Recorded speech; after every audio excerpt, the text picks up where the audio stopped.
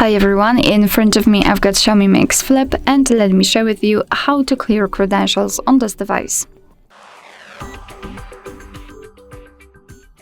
So let's start with opening the settings, and here we have to scroll down to find security and privacy. Then we have to scroll down to the very bottom to find more security and privacy settings, and scroll down again to enter encryption credentials. Just tap on it.